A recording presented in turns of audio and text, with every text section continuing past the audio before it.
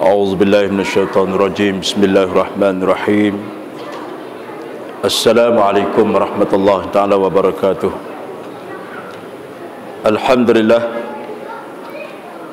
Alhamdulillahilladzi hadana lihaza wa ma kunna linahtadi laula an hadanallah. Asyhadu an la ilaha illallah wahdahu la syarika lah. Asyhadu anna sayyidana Muhammadan abduhu wa rasuluh. Allahumma salli wa sallim ala sayyidina wa habibina wa syafi'ina wa zukurina wa maulana Muhammad wa ala alihi wa ashabihi wa tabi'un bittabi'in wa lahum bil ihsani ila yaumiddin. Rabbi israh li sadri wa yassir li amri wahlul 'uqdatam min lisani yafqahu qawli. Rabbi zidni ilman warzuqni fahman wa biyassir wa ta'sir walhamdulillahi rabbil alamin. قال الله تعالى في القرآن الكريم أعوذ بالله من الشيطان الرجيم يرفع الله الذين آمنوا منكم والذين أوتوا العلم درجات والله بما تعملون خبير. صدق الله العظيم. Yang dirahmati Tuan Imam, pengerusi dan seluruh ahli jawatan kuasa surau, para ustaz, para alim ulama, muslimin dan muslimat, hadirin hadirat yang dikasihi dan dirahmati Allah Subhanahu wa taala. Pertama sekali marilah sama-sama kita memanjatkan kesyukuran kita kehadrat Allah Subhanahu wa taala kerana pada malam yang mulia ini Allah Subhanahu wa taala masih lagi memberikan kepada kita nikmat iman dan taqwa. Allah Subhanahu wa taala masih lagi memberikan kepada kita nikmat kehidupan ini. Allah Subhanahu wa taala masih lagi memberikan kepada kita taufik dan hidayahnya. Sebab itulah pada malam ini Allah masih gerakkan kita untuk sama-sama kita berada di dalam surau ini, untuk sama-sama kita meraihkan kedatangan tetamu yang begitu besar daripada Allah Subhanahu wa taala. Bulan yang pernah bersejarah dalam kehidupan manusia, ya, dia disebut sebagai bulan Ramadan, bulan karim, bulan rahmah, bulan maghfirah yang Allah berikan kepada manusia, tanda kasihnya Allah Subhanahu wa taala kepada manusia. Sebab tu orang yang tak rebut peluang bulan Ramadan ini rugi dan teramat sangat. Ya, contohnya kita tengok orang yang sambut Ramadan ini ada beberapa kategori.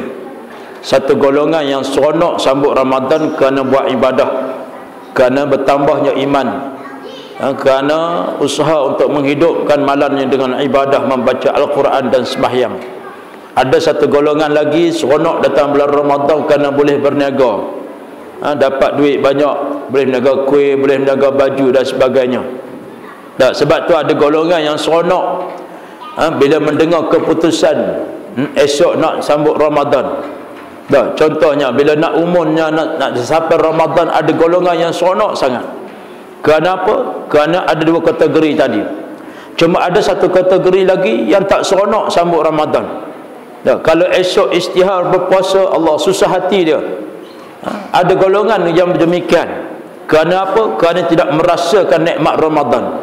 Dia tak rasa besarnya Ramadan yang nak datang kepada dia. Sebab itu orang bertakwa kepada Allah Subhanahu wa taala di atas satu tujuan matlamat Allah jadikan Ramadan ini tattaqun.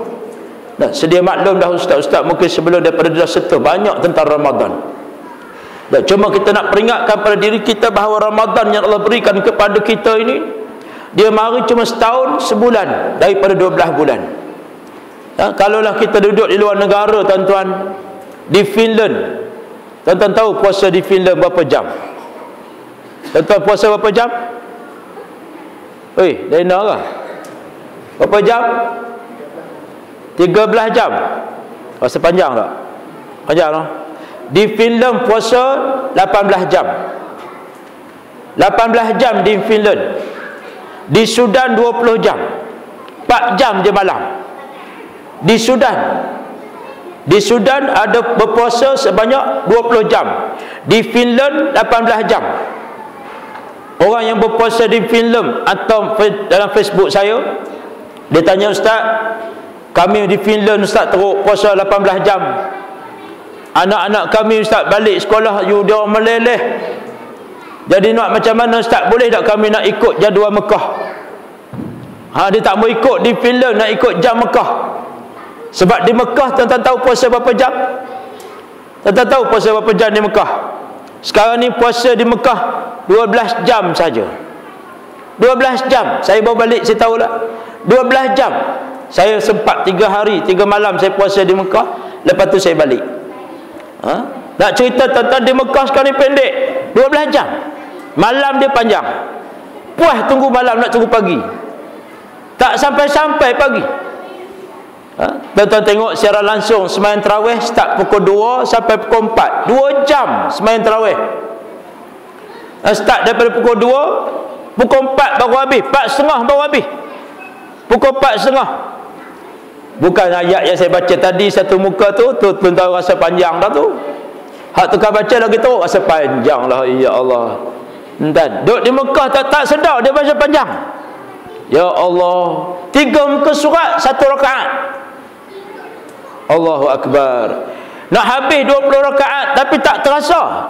Punya seronok buat ibadah tuan-tuan. Buka puasa ni di Mekah, nak cerita sikit lah. Nak pergi Mekah tuan-tuan, nak buka puasa dia bukan boleh duduk di kedai kopi, bukan boleh pergi cari kedai makan, buka puasa lepas tu baru balik, baru pergi masjid. Kalau pergi macam tu jawab dia semayang di luar tu. Tak boleh masuk dalam masjid, penuh dah. Jadi dia kena start pergi semayang asyak tu, tak boleh keluar dah. Bawa siap-siap dah air zam-zam sebotol seorang, bawa lah apa-apa yang patut bubur dalam poket dah. Tapi tak perlu bawa makanan, sebab makanan di sana mereka sedia dah. Lebih kurang 5 minit nak masuk, waktu sembahyang 10 minit nak masuk maghrib, dia akan tarik plastik biru daripada ujung sampai tu, tarik berlari buat Arab buat berlari. Lepas tu dia tuang kurma ni macam tabuk bagi makan ayam. Dia bom dia lari sekejap je, 10 minit je makan. Siapa lambat sagi tinggal. Azan tu terus makan, minum air zam-zam sebotol, setengah botol agak-agak. Lepas tu turun, depa tarik kemah tu. Kemah yang depa butak buah tambah tadi tu, tarik rong hilang. Kalau nak ambil betul tu ambil dah bubur dalam poket, penuh poket pun tak apa. Dah free. Sudah tu apa semua, depa sembahyang maghrib terus. Sembahyang maghrib, sudah sembahyang maghrib dengan isyak masa yang panjang. Tapi tak boleh keluar. Kalau keluar jawab dia sah tu lagi tak jumpa dah. Nak masuk, nak cari sah macam surah kita ni, tak jumpa dah. Kalau keluar jawab dia belum tahu lagi. Cuma ada boleh masuk ataupun tak boleh masuk dalam masjid tu. Sebab orang sentiasa silih berganti. Dia tengok kita bangun je, orang main duduk pak kita. Jawab dia tak payah makan, makan kurma. Ambil kurma dalam poket ni, hak tadi saya tersimpan, makan kurma tu. Sementara nak tunggu tarawih, nak tunggu isyak. Antara isyak dengan tarawih panjang. Berehat pula situ setengah jam, baru dia start sembahyang tarawih. Kebetulan malam pertama tu Syekh Abdul Rahman Sudaih menjadi imam. Syekh Abdul Rahman Sudaih menjadi imam. Malam yang kedua Syekh Balila, seorang imam Mekah yang nombor yang ke-27, imam yang nombor yang ke-27 di Mekah. Imam tetap balik, tetap buka dari YouTube, Syekh Balila, seorang yang baca paling sedap di Masjidil Haram. Saya cukup minat semayang di belakang dia. Kalau saya pergi umrah, kebetulan selalu saya jumpa dengan dia semayang di belakang dia. Alhamdulillah tuan-tuan, saya cukup short cari tempat speaker bawah. Sebab apa tuan-tuan? Bila dia baca Quran tu serak, terangkat bulu roma. Ni hebatnya tuan-tuan iman di Mekah. Saya balani kebetulan suara tak apa nak elok, minta maaf. Jadi insya-Allah saya ambil daripada surah, daripada ayat Al-Mujadalah, ayat yang ke-11. Allah menyatakan bahawa yarfa'illahu allazina amanu minkum wallazina utul ilmi darajat wallahu bima ta'maluna khabir. Sadaqallahu azim. Nescaya Allah akan meninggikan darjat orang-orang beriman di antara kamu dan orang-orang yang diberikan ilmu pengetahuan agama daripada kalangan kamu beberapa darjat. Kenapa yang disebutkan martabat orang-orang beriman dan orang yang berilmu? Nilai orang Islam ni dia tak sama dengan Hindu. Orang Hindu tuan-tuan, dia tak ada ilmu tak apa, sebab darjat dia diberi kepada Tok Sami. Tok Sami yang dapat darjat. Dia tak sama macam orang Islam. Islam siapa dia yang beramal dan siapa dia ada ilmu, Allah angkat darjat. Orang Buddha ni martabat dia Tok Sami je pegang. Alim ke, bodoh ke, cerdik, dia seorang je. Anak buah kot belakang ni hidup dengar cakap Tok Sami. Tok Sami kata semayang. Bawa nyok, pakak bawa nyok. Hempuk tak jalan. Terjun sungai. Tu cara dia. Dalam kitab Buhara, kitab agama Hindu, dia sebut dia antaranya dia banyak Tuhan. Dia terima ayat qul huwallahu ahad. Allah itu satu. Dia terima Allah satu ahad.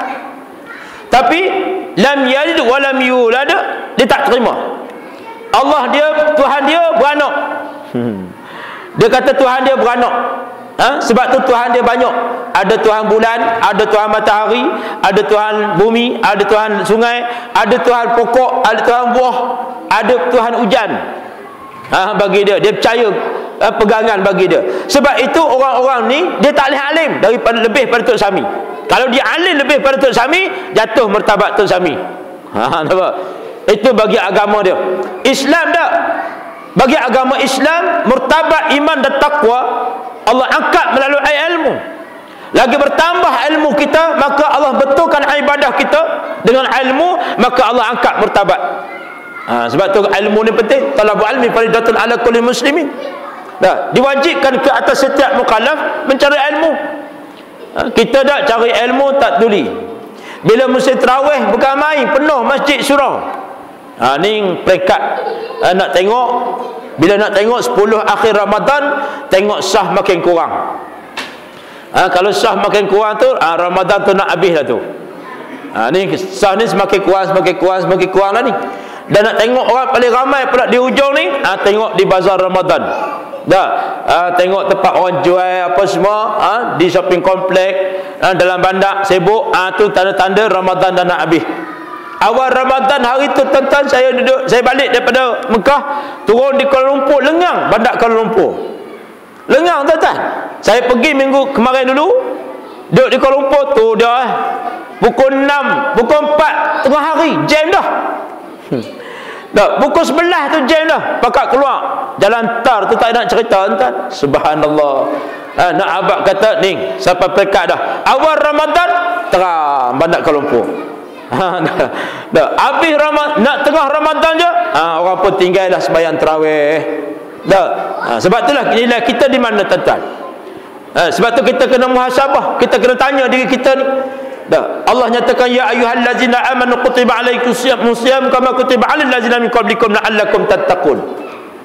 Allah tujuan Allah bagi puasa kepada kita ni sebagai menjadi syariat kepada nabi-nabi, para sahabat dan umat selebih dahulu daripada kita ni, untuk menjadi umat bertakwa kepada Allah Subhanahu wa taala. Maka martabat takwa tu yang kita nak cari tuan-tuan. Adakah kita ingat awal Ramadan seminggu kita buat ibadah, kita dapat takwa? Kita jaga puasa kita dapat takwa. Adakah kerana kita ni boleh baca Quran, boleh dengar Quran, boleh mari masjid sebulan bulan Ramadan ni, kita dapat martabat takwa? Adakah kerana tu kalau kita mari masjid cukup habis bulan kita pun tak apalah, bagi campur depa tu lah pula. Ada orang masjid, ada orang surau yang memakmurkan masjid dan surau, maka dia pun tak mari dah. 11 bulan pula tak mari, masuk Ramadan akan datang pula baru nampak batang hidung. Baru cari surau masjid. Adakah martabat kita beriman dan bertakwa cukup sekadar tu? Adakah kita ambil daripada satu hadis, satu riwayat daripada Sayyidina Ali menyatakan bahawa malam pertama sembahyang tarawih seumpama bayi baru lahir. Bersih dosa umpama bayi baru lahir. Masuk malam kedua pula seumpama sembahyang 1000 bulan di masjid Nabi. Banyak pahala tu. Dah lah malam pertama bersih dah umpama bayi baru lahir. Malam yang kedua pula sembahyang 1000 bulan di masjid penuh, dapat pahala besar martabat. Lalu malam yang ketiga pula seumpama membina sebuah masjid. Ulama rasa cukup lagi ke? Kalau baca bab tu tuan-tuan seminggu cukup dah, tak payah bilah minggu yang kedua, rasa cukup dah. Malam pertama tu bersih ibadat bayi baru lahir, cukup dah, buat apa lagi? Malam yang kedua seumpama 1000 malam sembahyang di masjid Nabi. Ulama pahala tuan-tuan besar. Baca hak tu, empat pada tu Duk malam yang ke-15 makin kurang. Awak cukup dah pahala. Ni bagi kita tuan-tuan. Sebab tu kita rasa hak tu yang besar. Sebab tu kita buat ibadah ni seolah-olah kita ni mempermainkan Allah Subhanahu Taala. Kita mengambil ilmu pun kita main dengan Islam. Kita ambil ilmu dalam bab-bab tertentu saja. Agak manfaat dekat kita pun cari ilmu. Macam contohnya cerita faraid. Babuk cari ilmu faraid. Pasal apa? Dia rasa ayah dia nak mati lah. Mak ayah nak mati, ustaz, macam mana kita nak bagi harta pusaka? Tanya selalu bab faraid. Saya kata pasal apa? Sebelum tak mengaji ke? Dia kata sebelum ni ustaz, mak saya, ayah saya muda lagi, dan ni mak ayah saya pun dah tak sihat dah. Tu yang saya nak tanya tu. Dia ambil dalam keadaan tertentu saja. Begitu juga bab zakat. Zakat ni dia rasa sampai satu masa dia kena keluar zakat, baru tanya bab zakat. Macam orang bayar fidyah. Rasa lama dah tinggal puasa bertahun-tahun nak bayar, tak mampu nak qada puasa, bayar fidyah lah kot. Boleh lah kot. Dia kira boleh kot. Dia mari tanya kita, ustaz boleh tak bayar fidyah? Saya kata tak boleh, kena qada puasa dulu. Tak mampu bayar qadar baru bayar fidyah. Tu tak larat sembuh. Dan nak mampu esok lusa tak nak qada dah. Contohnya sakit teruk sangat dah, barulah boleh kena bayar fidyah. Lagi dia mampu, dia kena tanggung puasa dia. Dan berserta dengan fidyah. Oh ustaz, teruklah macam tu. Dah teruklah macam tu. Tuan-tuan tahu pernah tahun lepas ada seorang hamba Allah ni baru jumpa dengan saya. Dia kata, ustaz tolong kira puasa ni fidyah saya ustaz. Saya kata berapa lama tinggal? Dia kata saya ni ustaz start semayang umur 26, 28 baru saya start semayang ustaz. 28. Jadi ustaz saya nak bayar fidyah. Saya pun tanya dia, nak bayar fidyah apa sebenarnya? Fidyah semayang ustaz. Pada otak hang. Orang kata fidyah dia puasa, dia nak bayar fidyah semayang. Lepas tu dia, bila saya kata fidyah semayang tak boleh bayar fidyah. Abang oi, abang kena semayang, kena qada semayang tu. Habis tu ustaz, daripada 28 tahun umur saya, akhir baligh umur 12 sampai 28, mana berapa tahun? 15 tahun kena qada semayang. Oi teruk ustaz. Tak kira teruk tak teruk. Kena qada. Habis tu ustaz macam mana nak buat? Baru dia nak mengaji pasal bab qada. Last kali dia termenung, dia tu ustaz macam ni lah. Boleh kot ustaz no? Kalau saya buat keluar sikit duit, saya niat nak qada sembahyang saya lepas-lepas. Tak boleh kata. Dia duk kira nak boleh juga. Dah ustaz saya macam ni ustaz, saya kebetulan dia ni korporat. Dah ustaz saya cadang nak buat satu surah ustaz supaya saya lepas dah bagian bab-bab sembahyang ni. Tak boleh. Tak boleh. Dia kata takkan kau Allah buta kau ustaz weh. Nampak tak? Ya Allah, dia ingat kau Ta'ala buta pula dah. Dia nak rasuah dengan Allah Ta'ala. Kalau macam itulah cara dia, orang yang paling banyak buat kebajikan boleh masuk syurga. Orang yang banyak buat masjid boleh masuk syurga. Orang yang banyak buat kebajikan kepada manusia fakir, miskin, anak yatim boleh masuk syurga. Tuan-tuan tahu tak siapa dia yang paling hebat boleh masuk syurga? Goh Tong. Tuan-tuan tahu Goh Tong dia buat banyak berapa buah masjid? Tokai judi di Genting. Dia buat 16 buah masjid. Tuan-tuan cakap 16 buah masjid. Antara masjid yang dia bagi wakaf yang paling besar sekali iaitu Masjid Krista. Dia bagi kapet free. Kapet di Masjid Krista tu, kapet tu khas yang diimport daripada Turki buat mari Malaysia. Masjid lain tak ada, masjid tu je dah. Entah. Goh Tong bagi masjid tu. Tu kapet saja. Dan dia bagi masjid yang paling besar sekali masjid, tuan-tuan tahu masjid mana? Masjid Damansara. Dia bagi apa tuan-tuan tahu? Dia bagi kubah. Kubah khas yang dicipta khas untuk masjid tu. Disponsor oleh Global Holding Sdn Bhd yang diketuakan oleh Goh Tong. Maknanya Goh Tong boleh masuk syurga awal. Kalau kebajikan boleh masuk syurga, kalau sedekah boleh masuk syurga, kalau buat kebajikan tak semayang tak apa boleh buat kebajikan masuk syurga, maka orang Cina lebih dulu masuk syurga. Sebab apa? Dia yang paling banyak buat kebajikan. Betul? Dia paling banyak tuan-tuan. Begitulah juga kalau kita tengok dari sudut benda lain pula. Soal semayang orang tak peduli, soal puasa orang tak peduli, pasal duk kelahi banyak. Macam tarawih lah, duk kelahi 8 dengan 20, ada lagi lah ni. 8 dengan 20, la ilaha illallah. Bertahun-tahun duk kelahi pasal 8 dengan 20. Saya jawab entah dalam radio Pulau Pinang baru ni. Dan jawab radio Pulau Pinang saya sebut berkenaan dengan 8 dengan 20. Bahkan Nabi SAW buat 8 sembahyang tarawih. Bahkan tarawih ni tentang sunat nawafil. Dah, bukan wajib. Dah, nak buat silakan, tak berbuat pun silakan. Nak buat 20 silakan. Umar Abdul Aziz buat 30. Sepatutnya kita kena buat 40. Dah, saya jawab tukang tanya tu.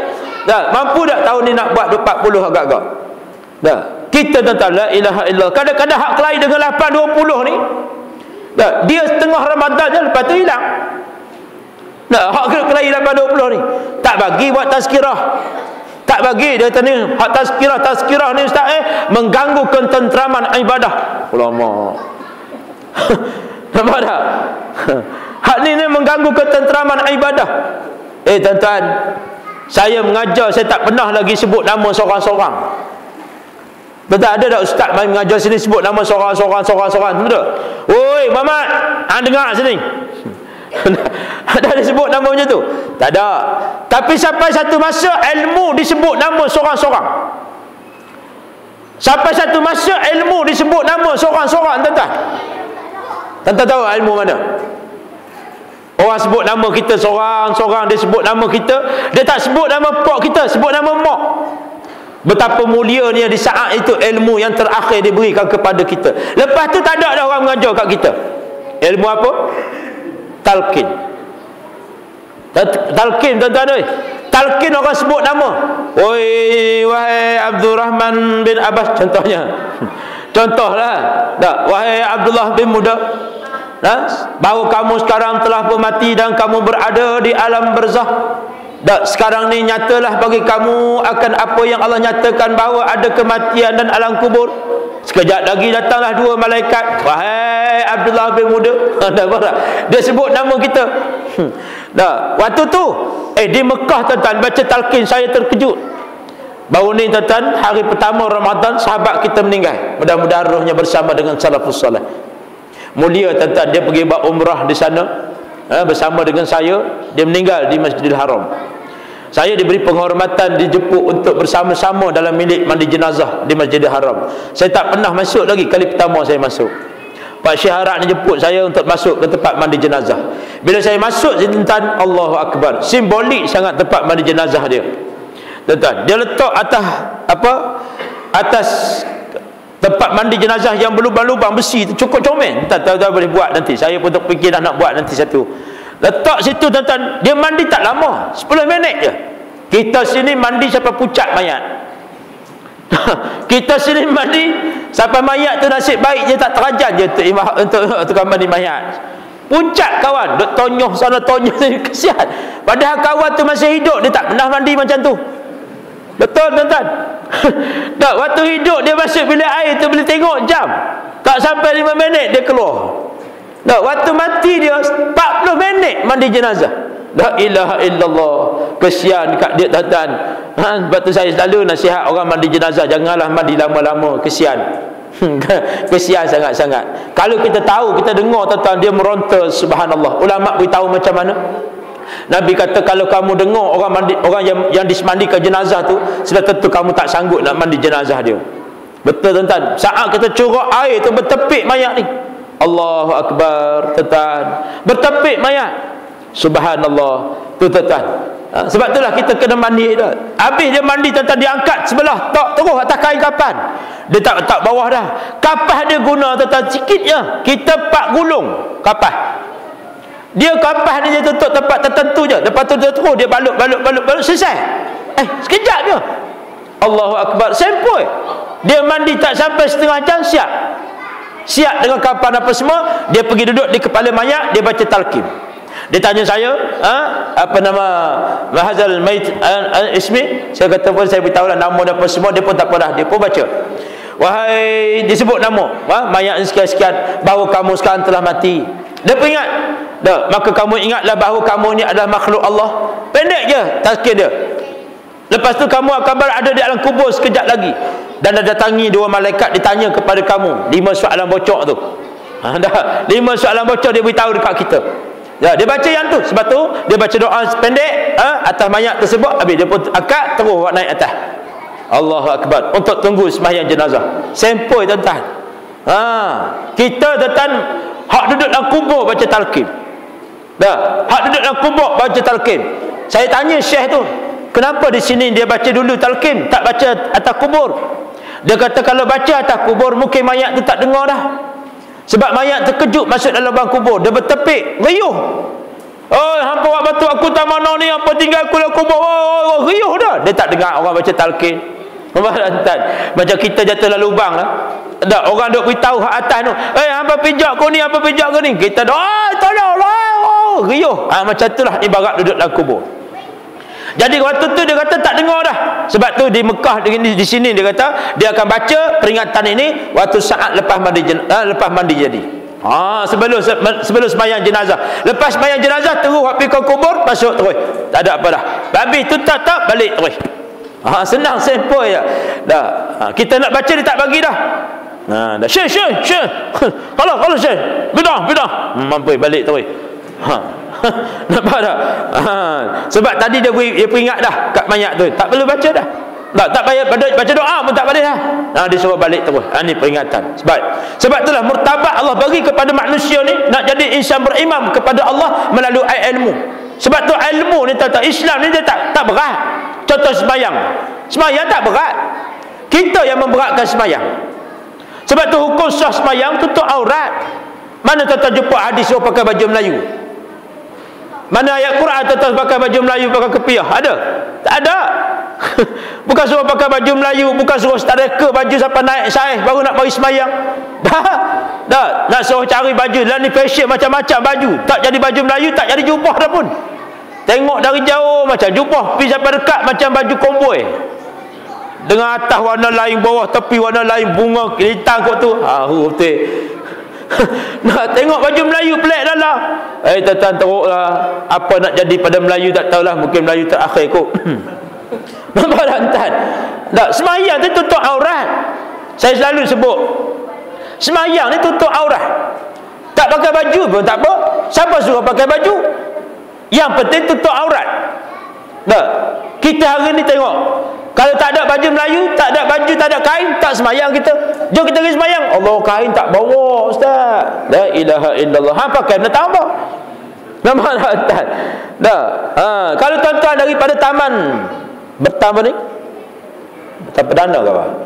Taman Bertam Perdana ni tuan-tuan, pergi Kuala Lumpur. Naik satu bas sampai di Sungai Perak, tuan-tuan kena rompak. Habis dengan tok imam, dengan tok Bilal, dengan habis kena rompak. Telanjang bulat. Perempuan lelaki semua kena telanjang. Habis sampai Rawang subuh. Nak sembahyang macam mana? Kena sembahyang tak kakak? Telanjang ni. Dari babas semua telanjang habis. Kena sembahyang tak? Kena sembahyang juga.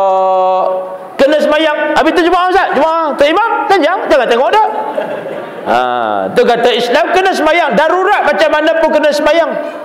Hak duk hospital taubat tak sembahyang, tu kita tengok di hospital Pala Batas. Malam-malam ni agak ada 200 orang. Agak-agak lah. Dalam buat tu lah. Ada lebih bang. Kita tengok berapa orang sembahyang. Dia boleh bawa ke uncang kecing tu. Uncang kecing dia tu, dia boleh bawa jalan merata, dia boleh bawa. Tak malu tunjuk kecing korang. Tak ada apa-apa, tak ada masalah apa pun. Tapi sembahyang tak? Tak sembahyang. Saya tahulah, saya kerja hospital tuan. Kadang pesakit saya kata, Pakcik duduk sini sebulan dah. Tak sembahyang. Nak sembahyang macam mana doktor? Waya kot ni. Tayamun tak pakai jadah. Dia tanya saya, tayamun tak pakai jadah. Saya kata tayamun tu, pakcik ambil air sebal, ditunggih kepala lah tu, kaki ke atas. Tak mampu ke? Nampak tak? La ilaha illallah. Orang suruh mengaji tak mau. Ni masalah kita, sebab tak ada ilmu. Sebab tu nak sempurna ibadah seseorang, nak sempurna iman, dia kena ada ilmu. Sebab tu hari ni berapa ramai manusia yang kufur kepada Allah Subhanahu taala. Berapa ramai orang kufur kepada Allah waktu sekarang saat ini tuan-tuan. Allahu Akbar. Begitu banyak orang kufur kepada Allah, padahal Allah turunkan Quran kepada kita. min qablu hadzal linnas wa anzal al-Qur'an. Allah tutuskan Al-Quran kepada manusia ni jadi petunjuk tuan. Kita baca dalam sembahyang ihdinas siratal mustaqim 17 kali sehari kita baca dalam sembahyang fardu kita. Tak campur dengan yang sunat, kita minta dengan Allah tunjuk jalan yang lurus. Tapi tak mau berpandu kepada Al-Quran. Kita tak mau ikut Al-Quran. Kita baca zalikal kitabul la raiba fihi hudan lil muttaqin. Telah aku utuskan satu kitab kepada kamu, kata Allah, yang tidak ada keraguan. Kita tak mau ikut Al-Quran, padahal Allah bagi dah kitab kepada kita supaya kita ikut. Tak mau ikut. Allahu Akbar. Sebab apa? Kita rasa kita betul dah. Kita rasa kita ni hebat dah, tak apa, tak ikut pun tak apa. Sebab itulah nilai orang beriman kepada Allah, allazina yu'minuna bil ghaibi wa yuqimunas salata wa mimma razaqnahum yunfiqun. Iaitu bagi orang yang beriman ni, orang yang sujud kepada yang ghaib. Siapa dia? Allah Subhanahu wa taala. Dan orang yang menafkahkan rezeki dia untuk mendapat anugerah daripada Allah Subhanahu wa taala. Ni yang diperintahkan wa aqimus salah wa ataz zakah. Allah perintah kita semayang, Allah perintah kita keluar zakat. Sebab tu nilai besarnya ibadah semayang dengan zakat tuan. Semayang ini kita dengan Allah, zakat kita hubungan manusia. Hablum minallah wa hablum minan nas. Tak boleh pisah. Dua ni tak boleh pisah. Kalau kita duduk besar mana rumah sekalipun, hablum minan nas tak boleh pisah, hablum minallah lagi tak boleh pisah. Sebab itulah saya selalu sebut tentang bagaimana akidah manusia yang pincang. Kerana apa tuan? Kerana manusia menjadi syirik kepada Allah Subhanahu wa taala dalam keadaan dia tak sedar. Berapa ramai manusia jadi syirik kepada Allah, dia tak sedar. Dia jadi kufur kepada Allah dalam keadaan dia tak sedar. Entah dalam bulan Ramadan ini syaitan-syaitan diikat, tapi hawa nafsu kita tidak diikat. Jangan salah faham tu. Nafsu lain, hawa nafsu lain. Dan ni hak yang hawa nafsu kita ni lain. Hak syaitan tu lain. Syaitan ini satu makhluk yang mari bisik kepada manusia. Kita kata bulan Ramadan ni Nabi kata akan diikat para syaitan-syaitan. Maka syaitan berikat. Tapi hawa nafsu kita tak diikat. Nak tengok, cuba tengok tuan-tuan. Bila masuk Ramadan saja, hari pertama Ramadan, jatuh saja matahari malakaran 1 Ramadan, orang pakat mari penuh di masjid. Padahal tak puasa lagi. Nampak tak? Mudah nak mari? Mudah. Tak terikat dah dengan syaitan. Sebab apa? Syaitan lari habis dah kena ikat. Syaitan kena ikat. Dia boleh mari semayang, subhanallah. Tapi dalam semayang tadi, esok dia tak puasa. Ada tak? Ada kan? Semayang tarawih, semayang puasa tak? Tak. Ustaz gastrik ustaz. Sebab tuan-tuan nak tengok orang makan bulan lain, dalam bulan Ramadan berbeza tuan-tuan. Beza. Kuih hak tak ada bulan lain, ada bulan puasa. Makanan hak tak ada bulan lain, ada bulan Ramadan. Ada. Dan termasuk juga bulan lain orang makan tak pakai helmet, bulan puasa makan pakai helmet. Ada. Saya ikut operasi 2 tahun lepas. Terkejut tuan-tuan. Saya lalu ikut ke satu kedai Cina yang kebau pendek duk tergantung depan tu. Kalau bulan biasa kita lalu kot tu dah elok. Puih tak mau tengok kita. Ya Allah, geli aku tengok. Tapi bulan Ramadan dia duduk di dapur. Pakai helmet lagi duk makan. Helmet hak cermin gelap tu. 3 orang. Satu meja 3 orang duk makan pakai helmet tak buka. Saya pun suruh berhenti Sat nak tengok. Sebab aku tak pernah tengok orang makan pakai helmet. Jom kita pergi tengok Sat. Kita pun pergi tengok dekat dia. Makin lama makin tunduk, makin lama makin tunduk, makin rendah cermin tu. Kita pergi duduk dia sebelah dia. Lu jangan kacau wa terpaksa bukan Islam lu. Ulama. Tak bukan saya tanya you Islam ke tak Islam. Saya nak tengok sebab saya tak pernah jumpa orang makan pakai helmet. Yang tu je yang saya heran tu. Kita duduk di sebelah dia. Lu jangan kacau wa bukan Islam lu. Wa bukan Islam. Duduk kira orang bukan Islam. Tak apalah, lu makanlah. Tak apa. Saya nak ambil gambar sebab saya tak pernah tengok orang pakai helmet. Lama-lama kawan hak sebelah tak jadi makan. Hak seorang tu lari dah. Dan kita pegang tengok IC dia orang Melayu. Maka tanya kawan-kawan hang 2 orang tadi siapa dia, Cina ke? Melayu juga. GP tengok rupanya hak tak mengaku Islam tadi tu pun adalah orang Melayu. Ni tanya. Ni yang dahsyat ni. Hari ni sanggup terang tak mengaku Islam semata-mata nak dapat pelepasan diri. Ya main nak dapat pelepasan, tak mau bagi kena tangkap. last kali mengaku kata dia tak Islam. Tuan-tuan boleh tahan lagi ni? Baru mukadimah tak. Nampak dah? Baru sikit. Nampak? Nah, sebab itulah hari ni Islam yang kata ada ni, Islam apa? Yang saya selalu sebut Islam baka, Islam keturunan. Islam yang tidak zahir daripada iman dan takwa kepada Allah yang sebenarnya. Sebab itulah sifat orang beriman kepada Allah apabila dibaca kepada ayat kepada mereka. Bagaimana wahyu pertama yang Nabi SAW terima? Iqra bismi rabbikal ladzi khalaq. Bacalah dengan menyebut nama Tuhanmu yang telah menciptakan kamu. Tengok tuan-tuan, sesuatu benda yang kita baca dalam kehidupan kita mesti berpandu kepada kalimah Allah. Macam mana surah Al-Fatihah, Alhamdulillahirabbil alamin. Segala puji bagi Allah. Allah mentadbirkan seluruh semesta alam. Hak dia semua. Wasyamsi wal qamar, hak dia. Dah, dia nak jadi hujan, hak dia. Dia nak jadi kemarau, hak dia. Dia nak jadi gempa bumi, hak dia. Cuba kita tengok bagaimana gempa bumi di Kota Kinabalu. Dah. Kenapa berlaku di Kota Kinabalu? Sebelum ni berlaku di Sumatera. Nak menunjukkan kepada kita paksi bumi telah berubah. Bumi telah berubah, duduk di atas paksi gempa bumi. Masuk dah kawasan Sabah dah. Tak lama lagi bertam tu dah. Tapi tak gempa bumi dah. Nampak tak? Jadi cara ni tuan-tuan, paksi dah berubah. Dulu Finland dia pernah puasa 8 jam di Finland. Sekarang ni dia terpaksa puasa 18 jam. Jauh lagi tuan-tuan. Dulu dia puasa 8 jam. Sekarang ni jadi 18 jam. Itu dia. Dulu paksi dah berubah. Keadaan suasana dah berubah. Dulu di Mekah cuaca dia panas. Sekarang ni cuaca di Mekah mendung. Mendung tuan-tuan. Allahu Akbar. Suasana cuaca tak panas bulan Ramadan. Kalau biasanya tuan-tuan sebulan sebelum Ramadan tu jangan main. Nak pergi sembahyang Zuhur ni, turun daripada hotel nak jalan 200 meter, jangan. Berpeluh nak jumpa sampai masjid. Dah tak berani nak tawaf siang hari, panas. Sekarang ni dia mendung. Malam sejuk. Tengok suasana bumi telah berubah. Ni nak mengajar kepada kita bahawa Allah Subhanahu Wa Taala yang telah mengubah keadaan alam tu. Nak supaya kita berfikir tentang bagaimana Allah Taala ni mengubah alam. Sebab itulah kita ni kena ambil Al-Quran. Wallazina yu'minuna bima unzila ilaik wa ma unzila min qablik wa bil akhirati hum yuqinun. Dan mereka beriman kepada kitab Al-Quran yang telah diturunkan kepada kamu dan kitab-kitab yang diturunkan sebelum daripada kamu, dan mereka yakin bahawa ada kehidupan akhirat. Apabila kita Allah turunkan Al-Quran, sebelum Al-Quran itu Allah dah turun kitab Taurat, Injil dan Zabur. Allah dah turun. Maka kita wajib juga beriman. Sebab semua kitab Allah ni nak pandu manusia kepada kehidupan dunia dan akhirat. Hasanah dunia, hasanah akhirat. Sebab tu nilai tentang ibadah kita, kalau tak ada ilmu, Nabi SAW menyatakan bahawa orang yang beribadah tanpa ilmu seumpama mereka ini mencurah air di daun keladi. Tak ada apa. Sebab tu bahaya kita kena mengaji. Yang tu yang kita duduk mengajar, duduk belajar di masjid, surau, buat kuliah dan sebagainya.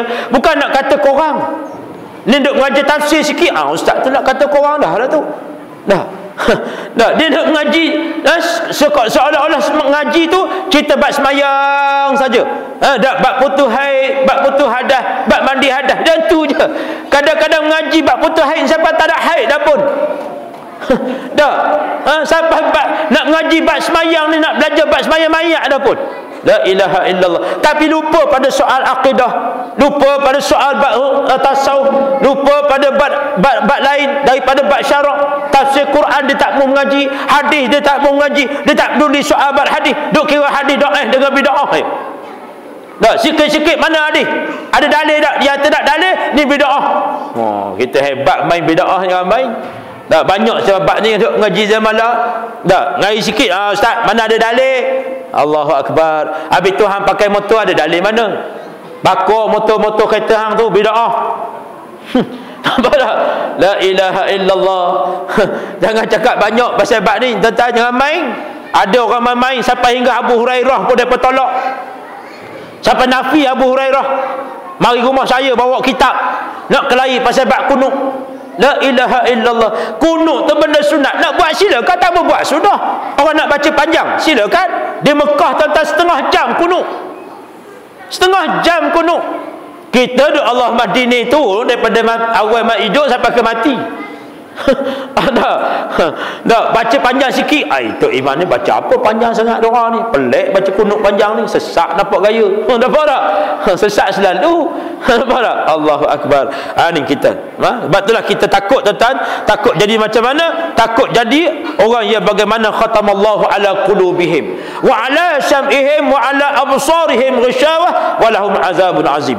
Tak, apabila Allah kunci pintu hati kita, kunci pendengaran kita, kunci penglihatan kita, maka saat itu Allah biarkan kita terseksa dalam seksa yang amat berat. Jangan main tuan-tuan, kita takut sampai peringkat macam tu. Waktu Allah beri pendengaran kita, kita tak mau dengar. Kita tak mau dengar ayat Quran, tak mau dengar ilmu Allah. Tak, apa waktu saat Allah bagi kepada kita akal yang mulia, kita tak mau guna akal kita untuk berfikir tentang kebesaran Allah. Waktu Allah bagi mata, tak mau tengok elok-elok.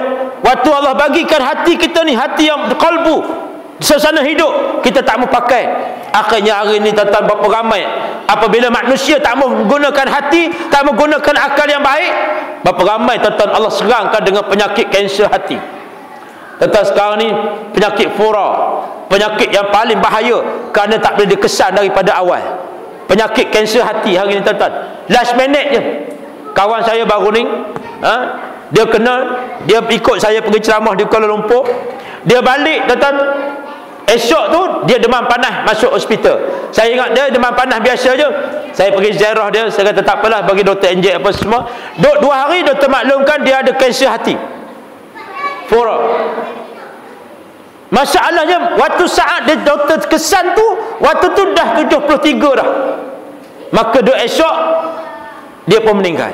Tengok tuan-tuan, yang ni kata kanser hati hari ni, yang membicarakan tentang kanser hati. Dulu takut kecil tikus, habis bunuh tikus, takut nak kawan dengan tikus, nak pergi mandi dekat ada tikus pun takut. Nampak tak? Sebab apa? Pasal kena kecil tikus. Padahal tikus tak ada ke zaman dulu? Ada.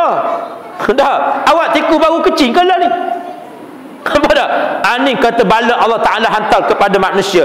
Akibat daripada apa? Daripada manusia tak mau dengar peringatan Allah Subhanahu Wa Ta'ala. Manusia takut kepada teknologi hidup dia. Dia takut dengan teknologi moden yang ada di keliling dia. Dia lupa pada Allah Subhanahu Wa Ta'ala. Cuba kita ambil bagaimana sejarah seorang sahabat di zaman Nabi Sallallahu Alaihi Wasallam. Saya tutup dengan sejarah ni, insya-Allah. Tuan-tuan tengok jam lah.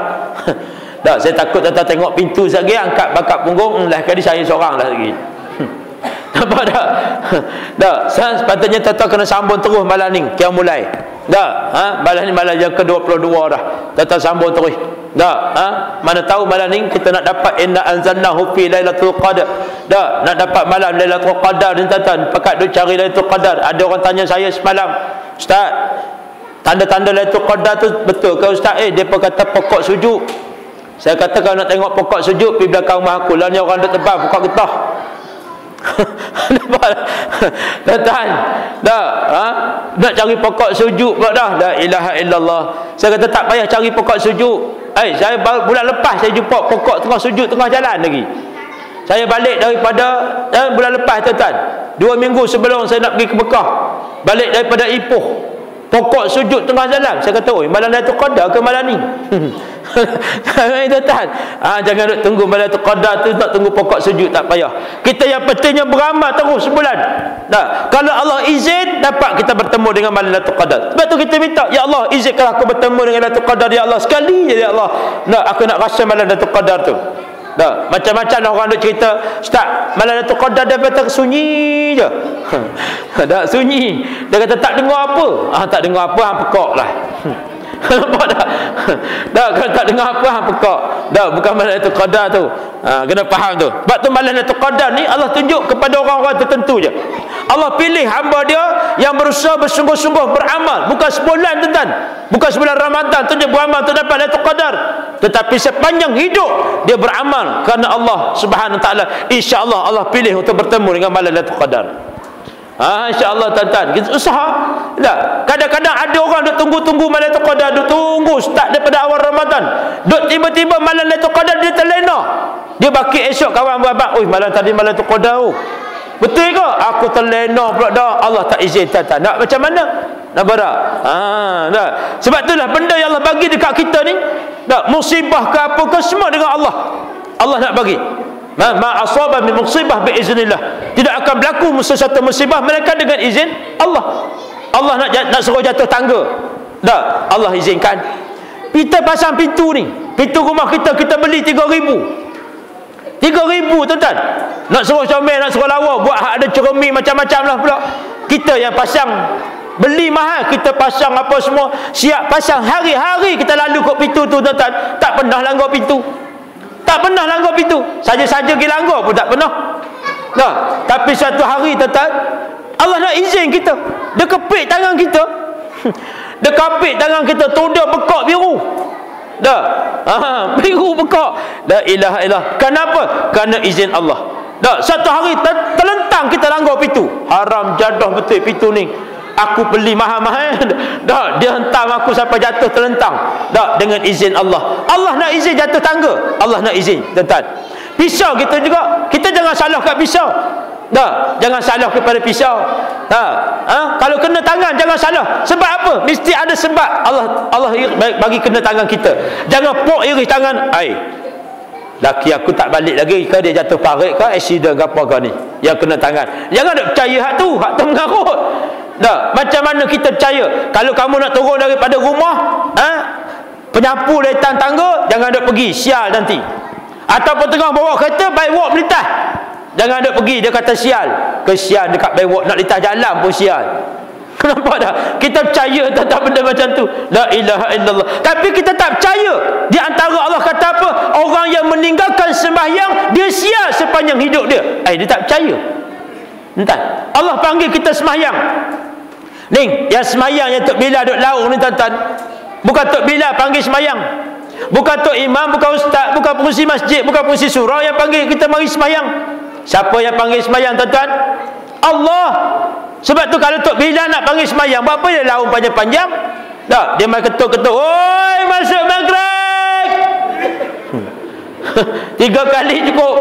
Kalau Tok Bilal nak panggil. Nampak tak? Ni tak. Kerana Allah Ta'ala yang panggil kita. Sebab tu dia mulakan dengan ayat tauhid kepada kita. Allahu Akbar, Allahu Akbar. Tahu tuan-tuan, Allah panggil kita. Ni nak beritahu ni ayat thayyibah. Ni Allah Ta'ala panggil kita. Ni nak beritahu Allah Maha Besar. Asyhadu an la ilaha illallah. Tu tuan-tuan, dia beritahu kalimah syahadah kepada kita. Nilai orang beriman tentang mulianya sampai Allah beritahu setiap waktu sembahyang. Padahal tak payahlah tiap-tiap waktu sembahyang panjang tu azan tu. Dah lah kena lagu pula. Allah. Dah waktu sembahyang subuh. Sebab tu subuh ni tuan-tuan, dia kena azan merdu. Dan dia tak sama dengan Zuhur. Zuhur, cuba tengok azan Zuhur. Kalau duduk di Mekah tuan-tuan, Allah. Zuhur tuan-tuan, dia azan rekah je. Allahu Akbar, Allahu Akbar. Allahu Akbar, Allahu Akbar. Zuhur. Ekasnya. Tapi waktu sembahyang subuh tuan-tuan, subhanallah. Ni terakat bulu roma kita dengar azan subuh. Subuh tuan-tuan, dia kena azan bagi berdayu-dayu. Orang Melayu kan pandai berlagu. Dah, dia kena berdayu. Allahu Akbar, Allahu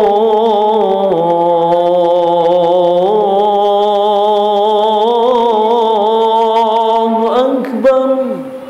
Macam kita ni kan, kita terbalik. Hak yang azan tu yang sepatutnya waktu subuh kita berdayu-dayu. Kita dah dengar berdayu lagi sedap tarik kain selimut. Nampak tak? Berdayu tuan-tuan, subhanallah. Kita yang berdayu waktu mana? Takbir raya. Sebab waktu takbir raya hari kemenangan. Sebab tu kita tengok di Mekah dia takbir raya. Allahu Akbar, Allahu Akbar, Allahu Akbar. La ilaha illallah, wallahu akbar, Allahu Akbar, walillahil hamd. Semangat tuan-tuan. Boleh kat orang Melayu jangan main. Nah, kadang-kadang jadi sedih pula. Allahu Akbar, Allahu Akbar, Allahu Akbar. La ilaha illallah, Allahu Akbar. Amboi. lagi lanjut dia bagi la ilaha illallah. Kita nak mari dengan takbir raya jadi 9 salah pula dah. Ya Allah, awak yang seketuhnya hati aku. Sepatutnya hari kemenangan. Dah, bukan hari bersedih tu, hari kemenangan. Sebab tu pernah berlaku tentang seorang budak Arab ni. Dia mengaji di Ihsaniyah.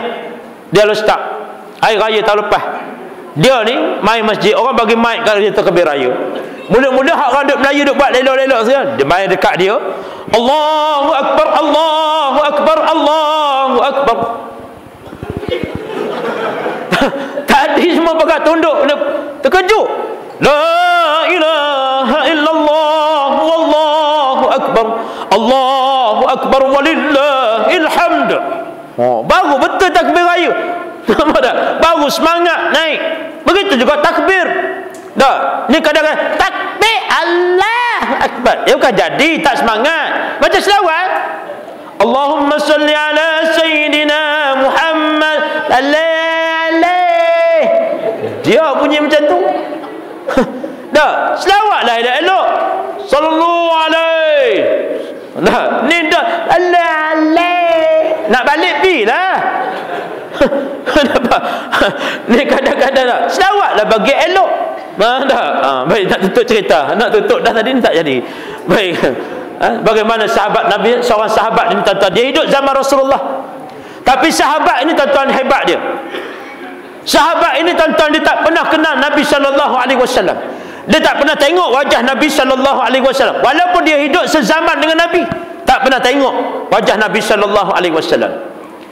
Pemuda ini tuan-tuan disirahkan, diberitahu kepada kita, muka dia comel. Comel tuan-tuan. Baju dia hanya 2 helai saja. Satu baju untuk pakai, satu lagi baju dia tak bau buat sejadah. 2 helai saja baju. Miskin dia. Dia ni dihina oleh masyarakat di zaman dia. Semua orang hina dia. Orang kampung hina dia, masyarakat hina dia. Dia ni ada mak seorang, dia bela ibu dia. Dia ambil upah bela kambing, jaga kambing orang untuk dapat duit nak beli makanan untuk dia dan mak dia. Subhanallah. Tapi walaupun dia hidup di zaman Rasulullah sallallahu alaihi wasallam, tapi dia tak pernah tengok wajah Nabi sallallahu alaihi wasallam. Tak pernah semayang di belakang Nabi sallallahu alaihi wasallam. Pemuda ini tuan-tuan, sampai satu hari dia kata kepada ibu dia, dan dia kata, dia mengadu kepada Allah Subhanahu wa taala di sebuah batang pokok. Dia kata, ya Allah, ya Tuhanku, kalau andainya kau ada ruang bagi aku, ya Allah, kau izinkanlah aku bertemu dengan baginda Nabi sallallahu alaihi wasallam. Oleh kerana dia duduk di kota Baghdad, Nabi duduk di Mekah, jauh dia nak pergi. Maka dia rindu teramat sangat kepada Nabi sallallahu alaihi wasallam. Pemuda yang soleh ini tuan-tuan, pemuda yang taat kepada Allah, tak pernah tinggal sembahyang. Masuk waktu sembahyang dia terus sembahyang, dan dia seorang pemuda yang amanah. Subhanallah. Akhirnya pemuda ini tuan-tuan, dia minta dengan Allah Subhanahu wa taala nak pergi jumpa dengan Nabi. Suatu hari dia dengar Nabi mari ke Madinah. Oleh kerana Baghdad dengan Madinah ni tak jauh, dia minta izin dengan mak dia nak pergi jumpa Nabi sallallahu alaihi wasallam. Mak dia kata, tak payah pergilah, jauh kamu nak pergi jumpa Nabi. Jauh kamu nak pergi jumpa Rasulullah ni, jauh. Tak payah pergilah, kamu naik bukit, turun bukit, unta tak ada, kuda pun tak ada, nak jalan kaki teruk. Maka pemuda ni atas semangat dia cinta kepada Nabi sallallahu alaihi wasallam, dia nak pergi tengok juga. Maka dia minta dengan mak dia kata, kalau kamu nak pergi, kamu jangan lupa. Pertama sekali dalam perjalanan kamu jangan lupa kepada Allah. Nescaya Allah akan pelihara kepada orang yang sentiasa ingat kepada dia. Yang kedua, kamu sampai di sana, selesai urusan kerja, kamu balik terus. Jangan kamu duduk tunggu lama. Dia pun bila dengar macam tu, dia seronok. Mak dia dah izin dia pergi, dia pun pergi. Dia pergi sampai ke Madinah. Sebaik sampai di rumah Rasulullah sallallahu alaihi wasallam, dia beri salam. Siti Aisyah, isteri baginda Nabi sallallahu alaihi wasallam, menjawab salam dan buka pintu. Maka Siti Aisyah tanya, wahai saudara, apa tujuan saudara datang kemari? Dia kata, saya datang nak berjumpa dengan Rasulullah sallallahu alaihi wasallam. Kata Siti Aisyah, sayangnya baru sekejap Nabi turun daripada rumah, Nabi pergi ke medan perang. Wahai pemuda, kalau kamu nak jumpa juga dengan Nabi sallallahu alaihi wasallam, kamu ikut jalan ni, insya-Allah kamu akan jumpa dengan Rasulullah sallallahu alaihi wasallam. Maka pemuda ni fikir-fikir, ya juga. Oleh kerana Nabi ni dia berjalan lambat, kalau dia pergi sudah tentu dia bertemu dengan Rasulullah sallallahu alaihi wasallam. Maka pemuda ni pun belah bagi, sebab dia tak minta izin nak ikut Nabi. Dia minta izin dengan mak dia cuma nak mari rumah Rasulullah. Apabila demikian, pemuda ni batal hasrat dia nak pergi ikut jejak kaki Nabi sallallahu alaihi wasallam. Dia patah balik ke rumah dia. Sebaik dia sampai di rumah dia menangis. Mak dia tanya dia, "Wahai anakku, kenapa kau gembira sangat ke jumpa dengan Rasulullah sampai kau menangis?" "Wahai ibuku, Allah tidak mengizinkan aku untuk menatapi wajah baginda Nabi sallallahu alaihi wasallam. Kalau sekiranya Allah tak bagi ruang di dunia ni, ya Allah, mudah-mudahan kau bagilah aku di akhirat kelak." Dia minta dengan Allah Subhanahu Wa Taala, kalau Allah tak izin tak dunia ni, dia nak minta di akhirat. Maka akhirnya pemuda yang mulia ini batal hasrat dia nak pergi jumpa Rasulullah. Dah, kali yang kedua batal. Maka Nabi sallallahu alaihi wasallam ni satu hari selepas Nabi sembahyang, Nabi beritahu kepada para sahabat, "Wahai para sahabatku, kalau kamu nak doa orang yang paling makbul doa di atas dunia ni, kamu pergilah kota Baghdad, kamu akan berjumpa dengan seorang pemuda yang soleh. Doa dia apabila dia tadah tangan, para malaikat daripada langit turun tambuk doa dia." Allahu Akbar. Pemuda ini duduk di kota Baghdad, kata Rasulullah. Maka para sahabat tanya, "Ya Rasulullah, siapa dia pemuda itu?" Maka Nabi sallallahu alaihi wasallam beritahu, pemuda ini bernama Uwais. Pemuda ini bernama Uwais Durani. Maka ketika itu para sahabat pun ingat, setiap masa Nabi sebut nama pemuda yang bernama Uwais ni. Maka akhirnya selepas Nabi sallallahu alaihi wasallam wafat, para sahabat teringat seorang pemuda yang soleh ini. Maka Sayyidina Umar pergi cari pemuda ni. Apabila sampai di kota Baghdad, Sayyidina Umar tanya yang bernama pemuda yang bernama Uwais ni, orang hina dia. Dia kata, "Apa tujuan kamu nak cari pemuda yang bodoh dan gila ni? Pemuda yang jahil, pemuda yang jahat ini?" Kata orang kampung dia, rupanya betul lah apa yang disebut oleh baginda Nabi sallallahu alaihi wasallam. Pemuda ini sentiasa dihina oleh masyarakat, tapi dia mulia di sisi Allah Subhanahu Wa Taala. Akhirnya pemuda ni pun Sayyidina Umar pun berjalan bertumpaklah dengan seorang pemuda duduk di bawah sebatang pokok. Lalu Sayyidina Umar tanya, "Wahai pemuda, kamu kenal tak siapa yang bernama Uwais?" Maka kata pemuda ni, "Saya lah yang bernama Uwais." "Wahai pemuda, tolonglah kamu doakan kepada saya."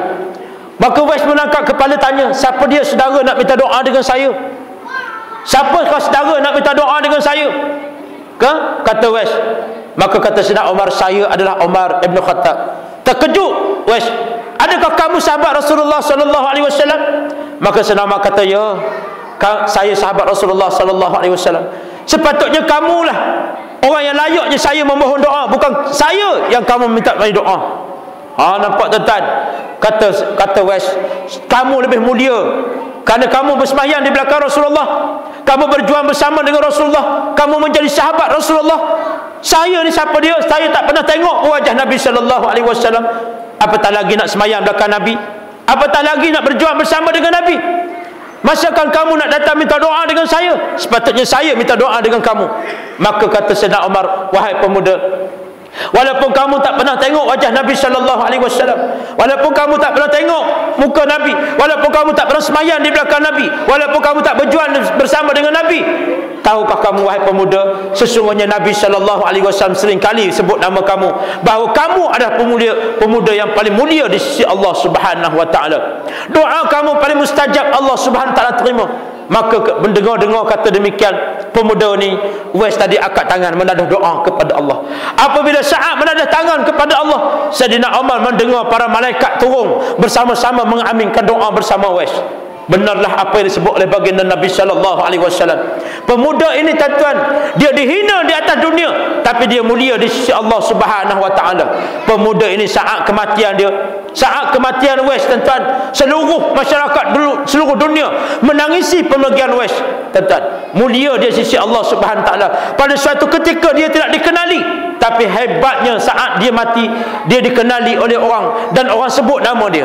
Inilah dia katakan pemuda yang mulia di sisi Allah Subhanahu Wa Taala, walaupun masyarakat hina. Sampai hingga saat kematian dia, berebut-rebut orang nak mandikan jenazah dia. Apabila saat nak tutup jenazah dia, kain tak cukup, maka orang berebut-rebut buka baju bagi untuk tutup jenazah dia. Subhanallah. Orang berebut-rebut menyemayangkan jenazah dia. Dan akhirnya orang berebut-rebut mengiringi jenazah dia sampai ke kubur. Inilah mulianya pemuda yang dikatakan bernama Uwais Durani. Tuan-tuan muslimin dan muslimat yang dirahmati Allah, kita nak jadi pemuda seumpama ini, nak jadi pemuda yang mulia di sisi Allah Subhanahu Wa Taala. Walaupun di atas dunia orang hina kita tak apa, Yang pentingnya Allah Subhanahu Wa Taala menerima kedatangan kita. Mudah-mudahan amalan-amalan kita ini yang kita buat, insya-Allah akan meletakkan kita ini menjadi hamba bertakwa kepada Allah Subhanahu Wa Taala. Nak jadi pemuda bersama bagaimana Uwais tadi. Walaupun banyak harta benda kita, walaupun hebatnya kehidupan kita, walaupun hebatnya gaji kita, tetapi jangan kita lupa, takut-takut amalan kita ini yang akan dihisap di hadapan Allah Subhanahu Wa Taala, yang melambatkan kita masuk syurga Allah Subhanahu Wa Taala.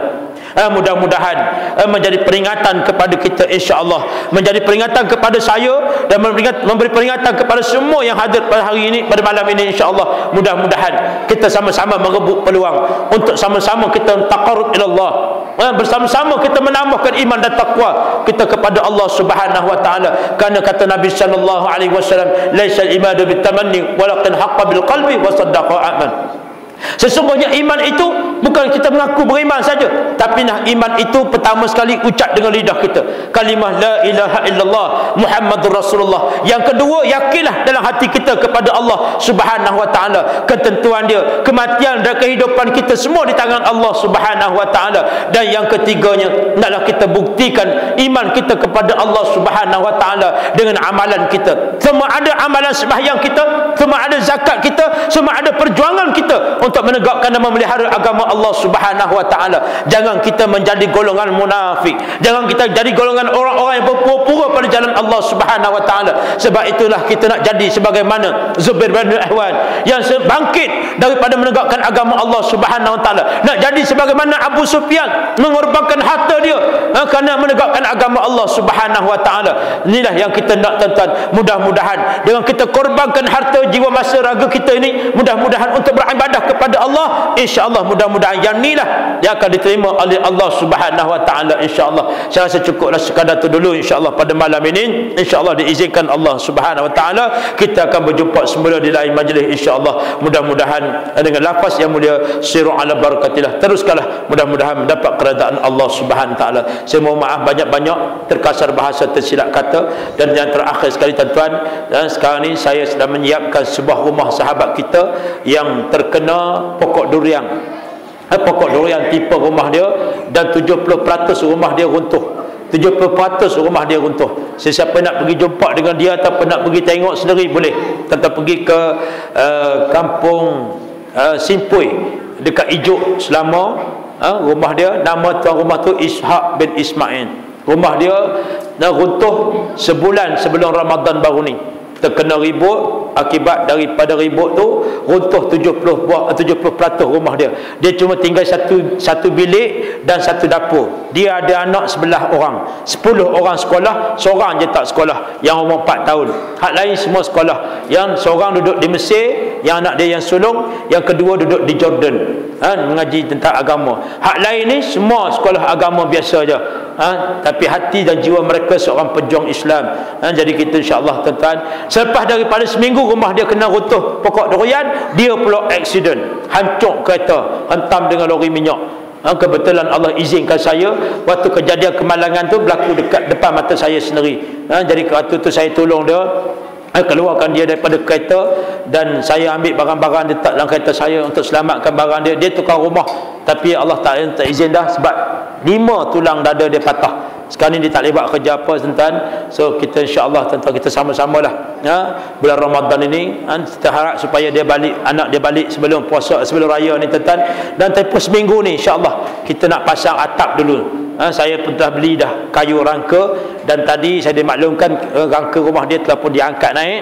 Dan insya-Allah dalam sehari dua ni kita nak beli atap dulu dengan bata, sekurang-kurangnya bubuh lantai, bubuh atap. Sekurang-kurangnya anak dia balik, walaupun dinding tak ada pun adalah atap tempat berteduh, tuan-tuan. Jadi insya-Allah kalau siapa-siapa yang ada berhajat nak beri sumbangan tu, insya-Allah kita sama-sama tolong untuk Encik Ishaq bin Ismail dari kampung Simpui dekat Ijuk Selama ni. Insya-Allah mudah-mudahan dengan izin Allah Subhanahu taala, dengan apa yang kita buat ini, mudah-mudahan mendapat redha Allah Subhanahu taala.